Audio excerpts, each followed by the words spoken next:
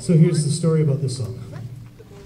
A couple of summers ago, my wife, I woke up one Sunday morning. Actually, there were 2 weekends in a row that I went out and did gigs, both at lawyers' houses. And I showed up with my digital keyboard, and there was this beautiful grand piano. And I made it through the first night, and they said I couldn't play the grand. Nobody played the grand. In fact, it was a piece of furniture in their house. But one weekend would have been fine, but the second weekend in a row was the killer. And I went in, and there was this beautiful Mason Hamlin grand piano. And I said, oh, great, I don't have to play the digital. And they said, yeah, you do. Nobody plays that. So it was the second experience with that. And I said, that must be a $50,000 grand piano. And the lawyer said, no, it's $74,000. And it was the most expensive table I've ever seen. So all night long I sat there playing mine, looking at this thing and salivating. So I woke up on a Sunday morning and looked at my wife and I said, I don't want to be 90 before I own a nice grand piano. And if I wasn't a music teacher, I wouldn't even ask. And before I could even get that out, she said, you're right, go get yourself a grand piano. So she allowed me to get up on a Tuesday morning. I left at 7, I was home at 7:30 that night, and I'd bought a grand piano in Vancouver. A 7-foot grand piano. Bigger than this and much nicer.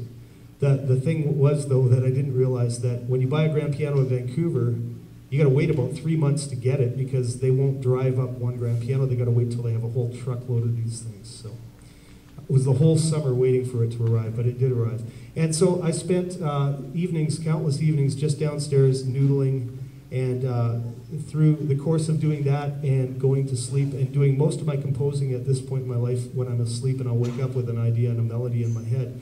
This one came to me, and I wrote it for my mother, and it's called The Promise. And I've got, luckily, some really, really talented, wonderful musicians to play it with me. This is Jess Toplak on vocals, who was a graduate from last year.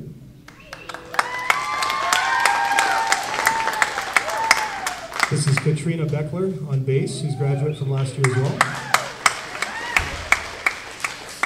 And two that are still around, that's Travis on the drums and Dylan, who play guitar, now playing congas.